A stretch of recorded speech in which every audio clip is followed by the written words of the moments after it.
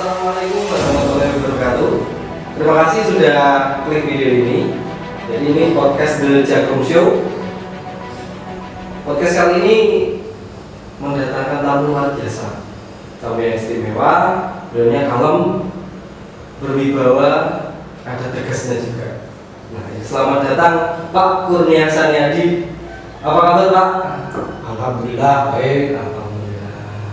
Jadi beliau ini seorang camat di wilayah Kabupaten Grobogan, salah satu kecamatan di Kabupaten Grobogan. Ini beliau camat kelahiran Trenggalek. Ini kita akan tanya-tanya sama Pak Camat ini historisnya tuh kayak gimana dulu, pengalaman pendidikan itu seperti apa. Monggo dijawab Bapak Camat. Ya, terima kasih Mas Fauzi kesempatan yang diberikan kepada saya mengenai diri saya. Saya awali dari saya lahir di Kabupaten Trenggalek, Provinsi Jawa Timur. Setelah lulus dari SMA, saya sekolah di Kabupaten Trenggalek di SMA 1 Trenggalek, lulus tahun 1992. Terus setelah itu saya melanjutkan pendidikan dan alhamdulillah diterima di sekolah Kepamongkasaan atau dulu itu dikenal dengan Sekolah Tinggi Pemerintah Dalam Negeri, dan sekarang berubah namanya jadi IPDN, Institut Pemerintahan Dalam Negeri. Di sana saya mengenyam pendidikan selama 3 tahun. Saya lulus tahun 1995 dan saya waktu itu langsung ditempatkan di Kabupaten Grobogan, Provinsi Jawa Tengah. Selanjutnya saya mengabdi di Kabupaten Grobogan sampai dengan 1998. Selama 3 tahun saya dulu itu di Kecamatan Kradenan, Kabupaten Grobogan, dan saya tugas belajar melanjutkan pendidikan di IIP, Institut Ilmu Pemerintahan di Jakarta. Pada waktu itu pas reformasi, sehingga di kota Jakarta banyak kekacauan, banyak sekali. Saya datang pertama di sana 98 Pak ya? 98 reformasi, karena banyak gedung-gedung yang terbakar. Saya berangkat ke IIP Jakarta yang ada di Cilandak. Terus selanjutnya saya lulus dari IIP tahun 2000. Saya kembali lagi ke pemerintah Kabupaten Grobogan. Saya pertama ditempatkan di bagian kepegawaian pada waktu itu tahun 2000, dan itu sudah Pak ya? Itu sudah jadi ASN ya, dulu PNS ya dulu itu ya? betul. Jadi selama saya pendidikan tingkat 2 atau tepatnya tahun 1993 itu saya sudah diangkat menjadi CPNS, dan setahun kemudian jadi PNS. Itu karena setelah kedinasan maka secara otomatis diangkat menjadi CPNS. Nah ini menarik, ini sekolah di IPDN. Nah itu mungkin ada sobat Gemrega ini yang berkeinginan pengen juga sekolah seperti Pak Kurnia ini. Nah ini tips-tips supaya bisa diterima di STPD itu apa Pak? Yang jelas persyaratan untuk dapat diterima menjadi kaca IPDN itu memang harus dipersiapkan sejak SMA. Waktu itu saya tesnya itu ada bidang akademik, terus kesemaptaan, bidang kesehatan, psikotes. Jadi sudah saya persiapkan sejak kelas 1 SMA, memang sudah secara fisik dan intelektual sudah saya persiapkan. Dan di STPDN dulu itu kita menganut tiga pendidikan di sana. Yang pertama adalah pendidikan tentang pengajaran, kedua atau latihan, dan ketiga adalah sub atau pengasuhan. Itu yang diterapkan di sekolah pendidikan di sekolah tinggi pemerintah dan negeri. Menarik sekali. Pembicaraan kita kali ini sangat menarik. Nah ini sekarang beliau ini menjadi camat, tapi juga tidak secara langsung lulus IPDN langsung jadi camat. Nah, jadi dulunya jadi staf dulu, jadi sekam dulu, baru kali ini jadi camat. Betul gitu ya Pak? Memang betul Mas. Jadi karirnya bertahap gitu. Nah, ini beberapa orang mungkin pernah bernostalgia. Kalau camat itu zaman dulu itu namanya, betul Pak, Dorosten Pak ya? Oke, betul. Nah, itu coba Pak dijelaskan camat itu sama Dorosten itu gimana atau ceritanya atau? Memang betul, saya sebelum jadi camat ada beberapa karier atau jenjang jabatan saya yang pernah saya duduki. Saya pernah menduduki jabatan di kelurahan tahun 2021 sampai dengan 2001 sampai dengan 2005. Selanjutnya 2000 sampai 2005 sampai 2006 saya ada di Kecamatan Karangkayu. 1 tahun kemudian saya di Kecamatan Penawangan, dan tahun 2008 saya di perizinan. Waktu itu kantor perizinan, sekarang DPM PTSP.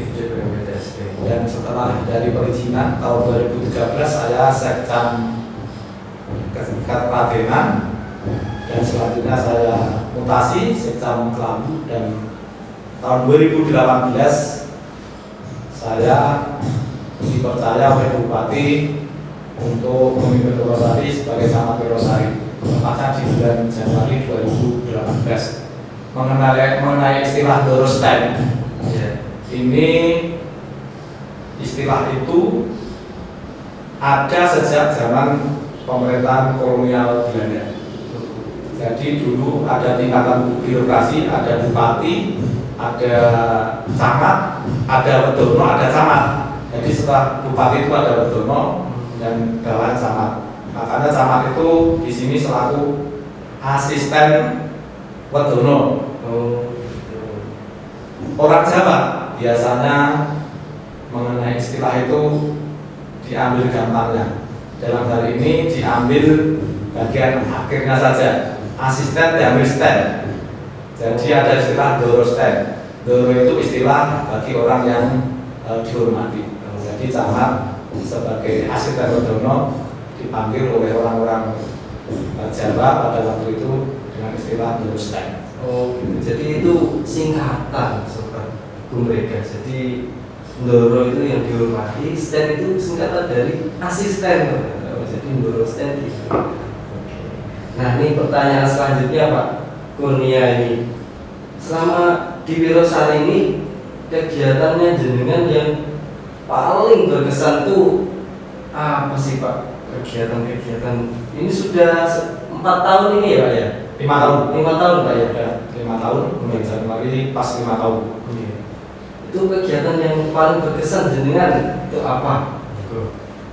Sebetulnya selama saya menjabat sebagai camat Purwosari banyak sekali kesan yang saya dapatkan. Karena begini, ada histori dari hal tersebut yang melatar belakangnya. Karena dulu STPDN itu awalnya ke APDN. APDN itu orang mengenal sekolah camat. Sekolah camat. Sehingga lulusan STPDN atau APDN pada waktu itu dipersiapkan untuk menjadi camat. Dan kebetulan saya di Wirosari ini adalah jabatan camat yang pertama bagi saya, sehingga itu kesan tersendiri bagi saya karena saya sekolah selama 3 tahun ditambah kurang lebih 2 tahun di IP. Itu alhamdulillah saya menduduki amanah jabatan camat di Wirosari. Itu adalah hal yang paling berkesan tentunya. Dan juga kegiatan-kegiatan masyarakatnya juga ramah, dan Wirosari ini juga terkenal budaya seniman. Ini jadi ada kesan tersendiri pada diri saya. Banyak sekali saya interaksi dengan seniman-seniman yang ada di Kecamatan Wirosari, dan itu adalah kesan yang mendalam bagi diri saya. Baik. Nah, ini selanjutnya ini kan Wirosari akhir-akhir ini ya sekitar beberapa tahun yang lalu, sekitar 5 tahunan kalau tidak salah itu sekitar 5 tahunan punya semboyan Gumbergah. Nah, ini cerita awalnya tuh bagaimana tuh kok Wirosari bisa punya semboyan Gumbergah itu gimana? Untuk Wirosari ada ikon atau slogan Wirosari Gumbergah. Gumbergah itu bahasa Jawa. Kalau di bahasa Indonesia kan artinya bangkit. Ini adalah sebuah tekad bahwa Wirosari harus bangkit. Wirosari harus berubah menuju ke arah yang lebih baik dari yang kemarin belum maju atau sudah maju menjadi lebih maju lagi. Dan dari kemarin yang mungkin ada beberapa infrastruktur yang belum dibangun, kedepannya banyak lagi infrastruktur yang dibangun lagi. Intinya adalah bahwa masyarakat Wirosari Gumbergah bangkit menuju kepada keadaan yang lebih baik, itu intinya. Itu penyematan semboyan Gumbergah itu jenengan itu sudah di sini apa dulu peresmiannya itu pada saat sudah camatnya jenengan Pak Kurnia atau sebelumnya gimana sih? Jadi untuk Wirosari Gumbergah memang itu diwujudkan dalam sebuah tugu yang ada di perempatan Wirosari. Itu diresmikan oleh Gubernur Jawa Tengah Bapak Ganjar Pranowo, dan pada waktu itu saya belum jadi camat di sini. Namun demikian pada waktu itu saya ada undangan karena saya sebelum Wirosari ini saya di Kecamatan Klambu. Itu kemarin semua camat ada undangan dan saya hadir pada waktu peresmian Tugu Wirosari Gumbergah itu, dan acaranya meriah sekali. Nah, ini dari tim ini Pak, ini dari tim belusuan cari informasi tentang Bapak ini dapat beberapa foto. Nah, ini foto masa kecilnya Pak Camat, masa kecilnya Pak Kurnia ini ada beberapa foto, nanti bisa ditampilkan di layar video. Nanti ada satu foto ini yang menurut saya ini menarik sekali. Ini Pak Camat ini pada saat sekolah ini bawa senjata. Nah, itu coba diceritakan Pak, itu sebenarnya itu memang kegiatan di sekolahan atau gaya-gayaan aja nih?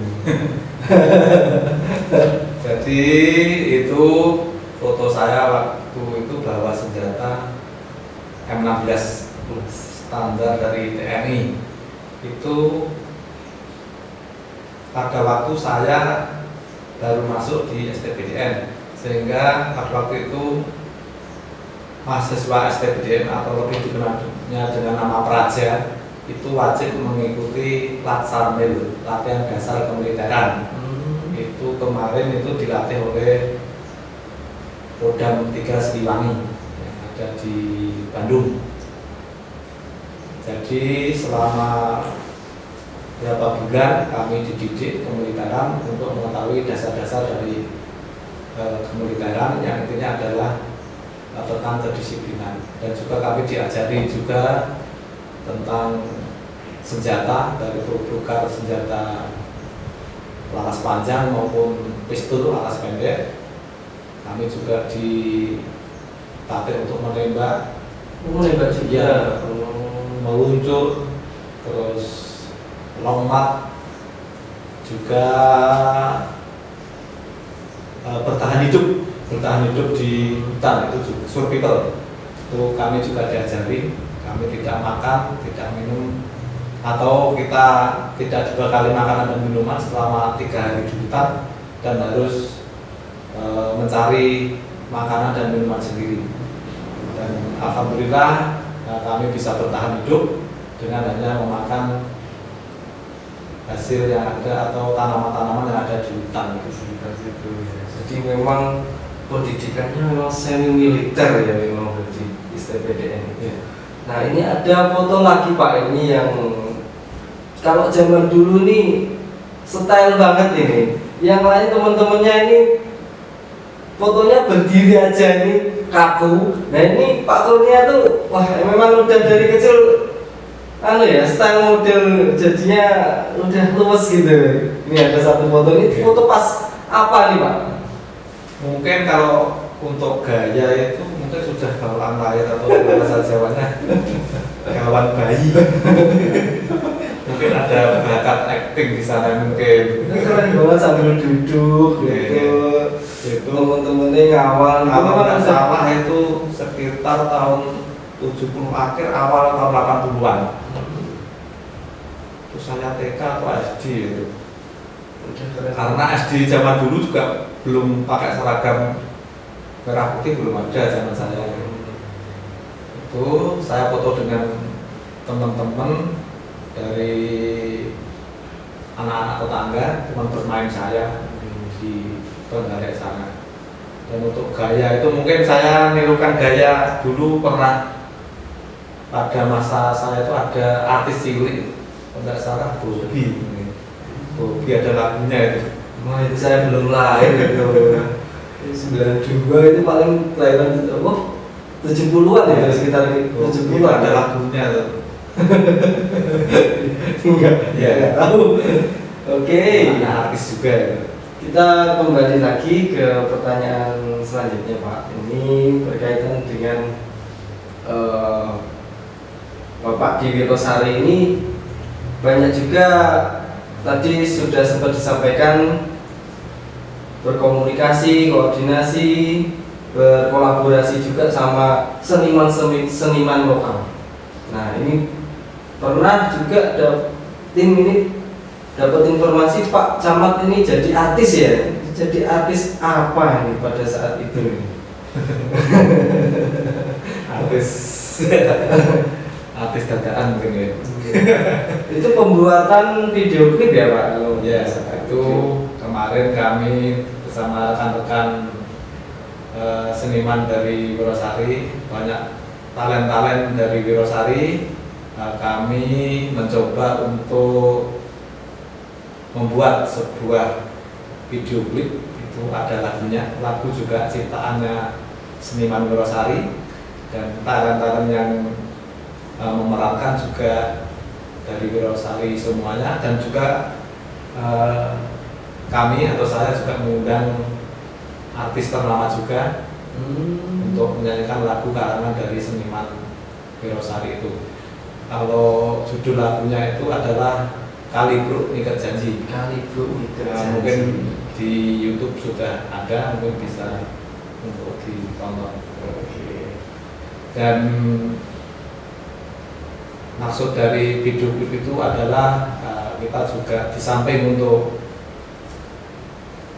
merekatkan dari seniman-seniman yang ada di Wirosari, untuk menggali lagi talent-talent yang ada di Wirosari, juga latar dari video klip itu adalah Kalibruk.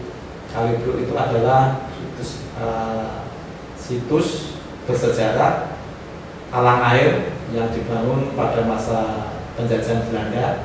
Pada waktu itu kegunaannya untuk sebagai bahan bakar untuk kereta api. Jadi kereta api zaman dulu adalah memakai kayu bakar dan uap air, jadi perlu air di situ, sehingga perlu adanya air, sehingga adanya talang air itu dari sumber mata air yang ada di desa Tambak Selo itu dialirkan ke pusat kota di Wirosari, dan juga talang air itu untuk keperluan irigasi pertanian juga.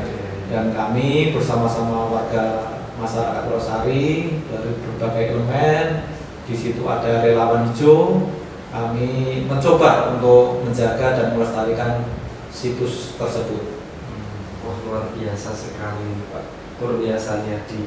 Nah, pada saat pembuatan video klip itu mungkin ada hal menarik yang unik yang bisa diceritain Pak Camat tuh pada saat apa? Ya, kalau ini memang pengalaman saya yang pertama membuat video klip, tentunya semua banyak sekali hal-hal yang unik, dan yang paling berkesan bagi saya adalah kekompakan para talent itu. Kompak dengan jiwa seninya mengalir saja pada waktu pengambilan gambar, dan alhamdulillah hasilnya juga bagus.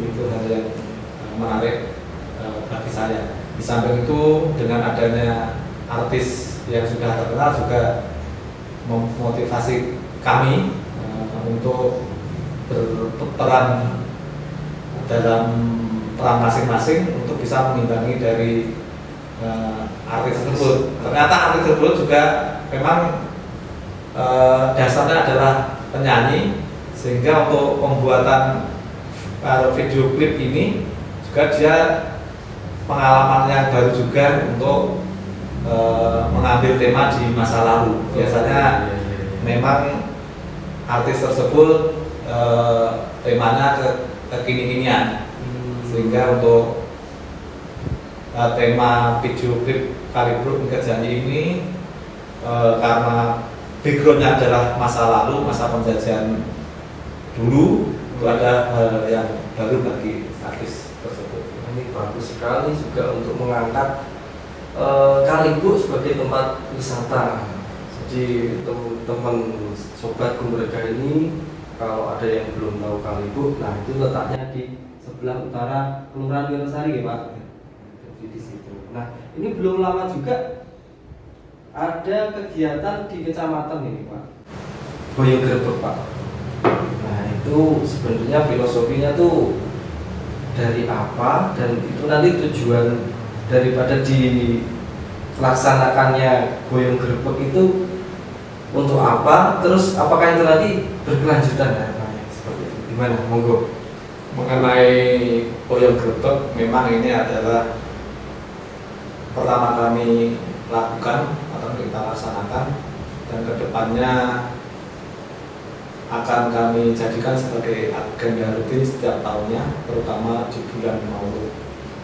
Boyong Grebek itu intinya adalah sebagai pernyataan rasa syukur kita kepada Allah Subhanahu wa Ta'ala yang telah memberikan bermacam-macam nikmat, baik itu nikmat kesehatan, nikmat sandang, nikmat pangan yang ada di khususnya di Kecamatan Wirosari, dan juga sebagai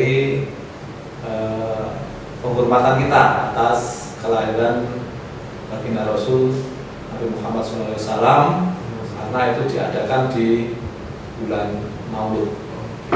Nah, itu yang diboyong itu apa sih Pak? Kan ada beberapa gunungan gitu, Ya, hasil dari bumi ya, dari bumi, terus ada lagi mungkin yang lain yang diboyong itu dari kecamatan ke ya Pak, di Kalibo ya, itu Kalibo itu apa aja Pak yang diboyong itu? jadi arah-arahan itu dimulai dari prosesi yang ada di pendopo Kecamatan Purwosari. Itu kita menampilkan berbagai atraksi dari warga masyarakat, terutama dari sekolah dan pondok-pondok pesantren. Ya, juga kami juga secara seremonial membukanya dengan memukul lesung. Situ. Selanjutnya arah-arahan itu dimulai dari pendopo Kecamatan Wirosari menuju ke Kalibruk yang sudah saya sampaikan tadi. Arah-arahan itu mengusung ada kereta yang dinaiki oleh semua kepala desa dan lurah yang ada di Kecamatan Wirosari, dan juga kami juga mengusung gunungan yang terdiri dari 4 buah, ada yang berisi buah-buahan, sayur mayur, hasil bumi, juga jajanan yang merupakan produk UMKM yang ada di Wirosari.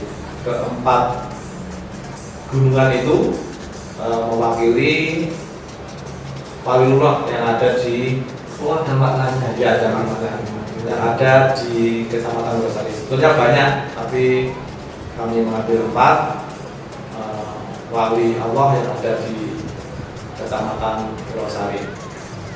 Dan juga kami juga mengusung mungkin dapat dilihat itu ada kendil. Kendil itu adalah suatu alat memasak tradisional masyarakat Jawa dulu. Kalau masyarakat Jawa itu menanak nasi maupun untuk merebus air itu pakai kendil itu yang kami usung. Ini bagus sekali Pak Camat, sudah menaikkan budaya dan juga senian di Wirosari ini luar biasa sekali.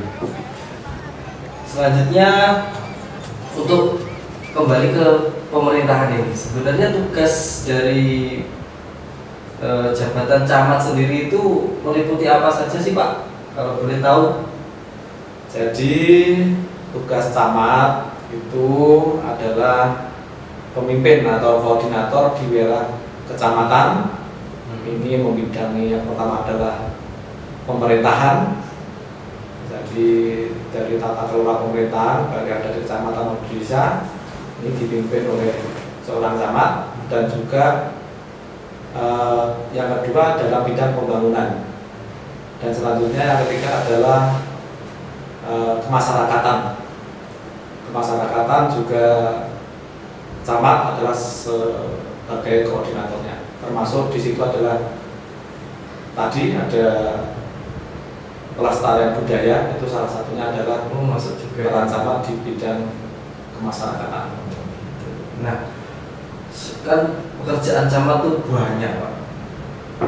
Jadi jenengan bagi waktunya buat keluarga tuh gimana sih? Tips-tips biar bisa pemirsa pakai, bisa saya sendiri juga pakai. Sesibuk-sibuknya Pak Camat ini sama keluarga tuh ada waktu juga. Nah, gimana ngaturnya jenengan itu gimana?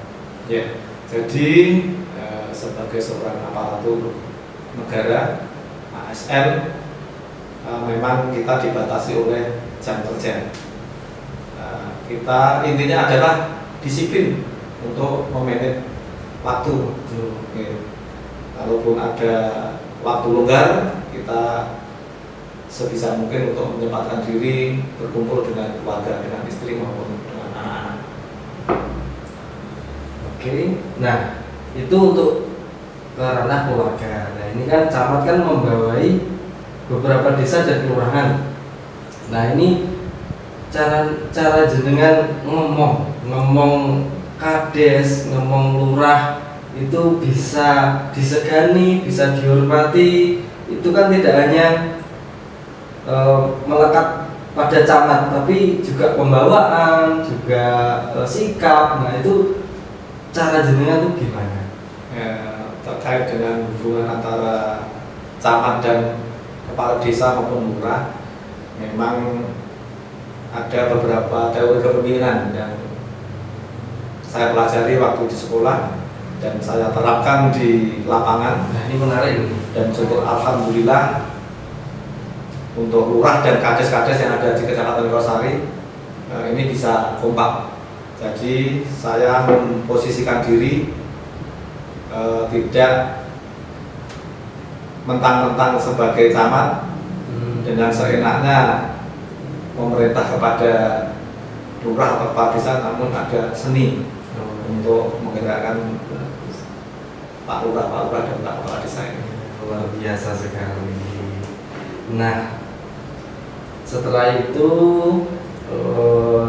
harapan ke depan ini untuk Wirosari ini apa Pak? Nanti kan Pak Camat kan, ya kalau Pak Camat tetap Pak Camat ya. Nanti Pak Kurnia tidak mungkin kan selamanya juga di sini, tetap ada jenjang karir nanti di kepala dinas atau alhamdulillahnya nanti di sekda. Nah, ini harapan kedepannya untuk Wirosari ini berkelanjutan apa Pak? Harapan kami apa yang telah dicapai selama ini, hal-hal yang positif nantinya untuk bisa dipertahankan, bahkan kalau bisa untuk ditingkatkan di segala bidang. Harapan saya Wirosari sesuai dengan ikonnya tadi, Wirosari Gumrega atau Wirosari Bangkit, itu kedepannya bisa terwujud. Memang Wirosari betul-betul bangkit dalam segala bidang. Jadi dari pembangunannya tetap terus berjalan, terus budayanya juga tetap diuri-uri sama masyarakat.